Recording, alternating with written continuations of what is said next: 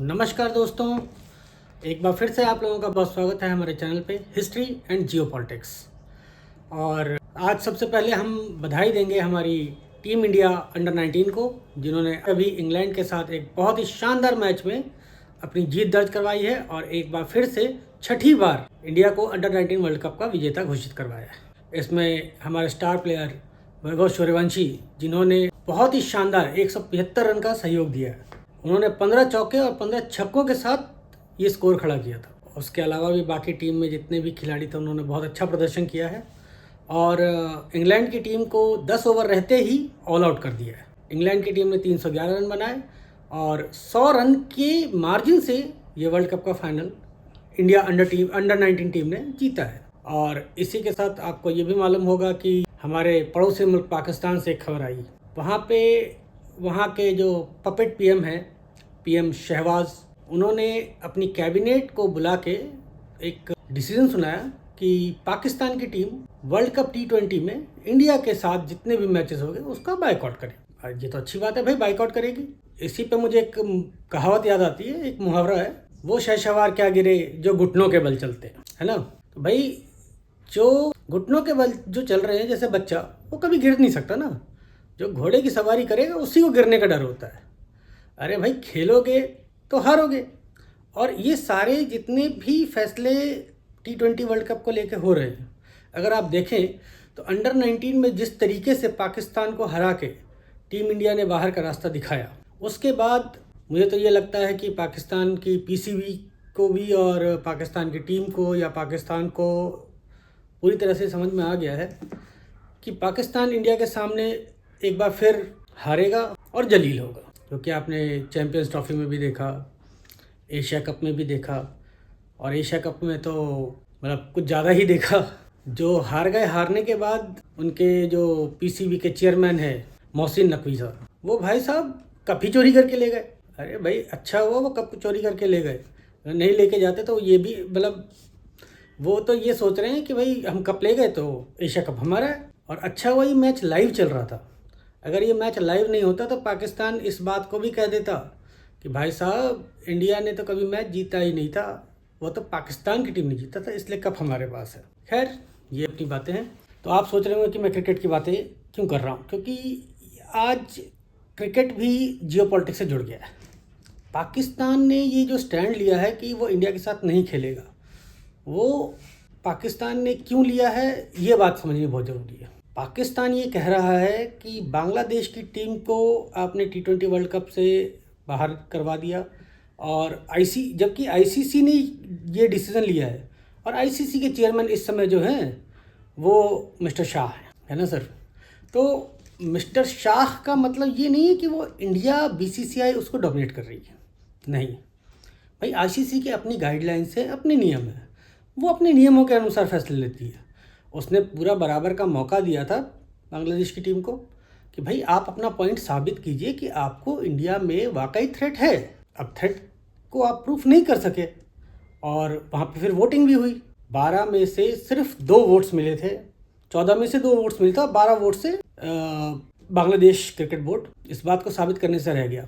अब पाकिस्तान ने वोट क्यों दिया, ये अगेन एक जियोपॉलिटिक्स का क्वेश्चन है। भाई, पाकिस्तान ने वोट इसलिए दिया क्योंकि पाकिस्तान 1971 के बाद अपने आप को फिर से इस बात को साबित करना चाहता है, एक इस्लामी इखलाक रख के, कि भाई हम भी मुसलमान, तुम भी मुसलमान, हम दोनों भाई भाई। अरे भाई, इस्लाम का चूरन कब तक खिलाओगे दुनिया को, ये मेरा कहना है पूरे पाकिस्तान से।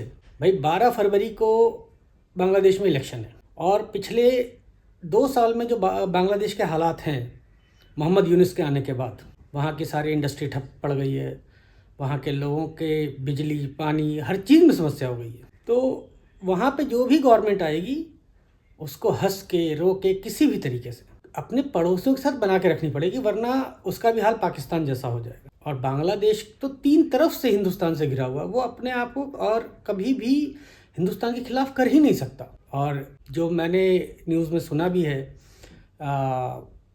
इनकी जो तारिक रहमान साहब जो आए हैं, मैडम जिया के बेटे, खालिदा जिया जो उनकी पूर्व प्रधानमंत्री भी थी बांग्लादेश की, उनके बेटे, उनका एक स्टेटमेंट आया है कि हम इंडिया के साथ अपने रिलेशंस को तोड़ के नहीं रह सकते। तो आज नहीं तो कल बांग्लादेश इंडिया के साथ मिलेगा ही, ठीक है। अब मिलेगा क्या, बांग्लादेश ने अभी इंडिया में अपनी शूटिंग की टीम भेजी है। अगर शूटिंग की टीम को इंडिया में कोई थ्रेट नहीं है तो आई डोंट थिंक कि उनकी क्रिकेट टीम को भी कोई थ्रेट होगा। अब ये भाईचारे में आके उन्होंने डिसीजन ले तो लिया और अपना बहुत बड़ा नुकसान भी करवा लिया।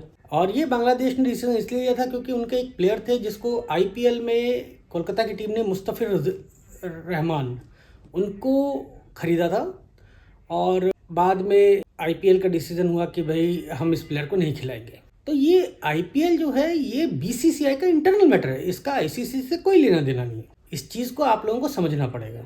आप आईसीसी को बीसीसीआई के इंटरनल मैटर से जोड़ेंगे और फिर उसके लिए अपना स्टैंड लेंगे, तो आई डोंट थिंक कि ये कोई बहुत अच्छा और काबिल तारीफ़ आपका डिसीज़न होगा। बाकी मैं आप लोगों की समझ पे छोड़ता हूँ कि इनका ये जो भी डिसीजन है क्या है कैसा है।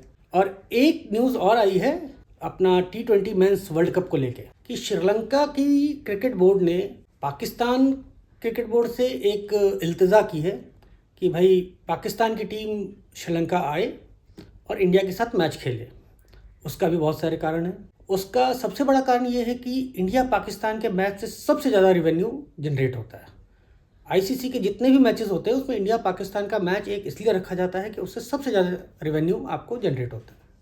इनको हमेशा एक ही टीम में इसलिए रखा जाता है, एक ही ब्लॉक में इसलिए इनको डाला जाता है कि इनका एटलीस्ट एक मैच तो हो, ठीक है ना सर।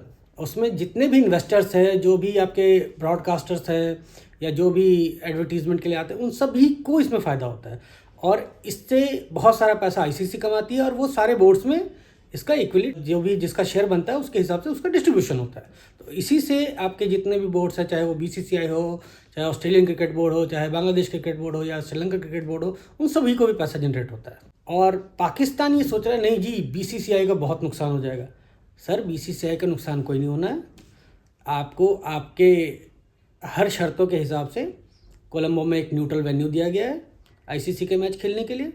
अगर आप नहीं आएंगे तो पीसीबी को उसका भुगतान करना पड़ेगा। और वैसे भी पाकिस्तान के प्रधानमंत्री अपने नेशनल टीवी पे कह चुके हैं, मैं और हमारे 5 star general Asim Munir field marshal जो भी हैं, वो हम जहाँ भी जाते हैं अपने करीबी ममालिक से मिलने और वहाँ पे जब हम पैसे मांगते हैं तो हमें बहुत बुरा लगता है।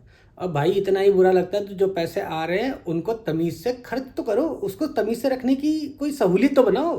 भाई पैसे बहुत हैं वहाँ पे। कई लोगों के मैंने वीडियोस देखे हैं, सुने हैं, वो कह रहे हैं जी पाकिस्तान के पास पैसों की कमी नहीं है। वाकई नहीं होगी, मैं चाहता हूँ कि नहीं होनी चाहिए, किसी भी देश के पास नहीं होनी चाहिए, लेकिन झूठे घमंड में और अपने आप को नुकसान पहुँचाना ये कहीं से कहीं तक भी समझदारी की बात नहीं है। और श्रीलंका ने जो श्रीलंका के क्रिकेट बोर्ड ने ये कहा है वो इसलिए कहा है कि वो ये चाहती है कि वहाँ पे इंडिया और पाकिस्तान दोनों नज़दीकी मुल्क हैं, वहाँ से बहुत ही नज़दीक पड़ता है श्रीलंका का कोलंबो, और Colombo is very good destination for tourism also. तो वहाँ पे लोग मैच भी देखेंगे, घूमने फिरने भी जाएंगे, होटल्स की बुकिंग होगी, श्रीलंका का भी रेवेन्यू बढ़ेगा। तो वो उस तरीके से चाहता है कि हाँ हम अपने देश में कुछ रेवेन्यू जनरेट करें। तो और उसने इस हवाले से भी कहा है कि भाई जो श्रीलंका की टीम पे जो हमला हुआ था और उसके बाद पाकिस्तान को बैन कर दिया गया था, कोई भी आईसीसी मैचेस नहीं हो रहे थे पूरे पाकिस्तान नहीं, श्रीलंका को नहीं, पाकिस्तान को बैन कर दिया गया था और श्रीलंका में उसका पहला मैच हुआ था बायलैटरल। तो मैं ये बताना चाहूँगा कि श्रीलंका ने इंडिया या बीसीसीआई के दबाव में आकर ऐसा कुछ नहीं कहा है, ठीक है। और बाकी मैं आप लोगों की समझदारी पे छोड़ता हूँ। बाकी आप ये बताइए कि आपको आज का ये जो हमारा वीडियो था कैसा लगा। मैं चाहूँगा कि आप सभी लोग हमारे वीडियो को लाइक करें, सब्सक्राइब करें, शेयर करें ज़्यादा से ज़्यादा। अब आपकी इजाज़त चाहूँगा।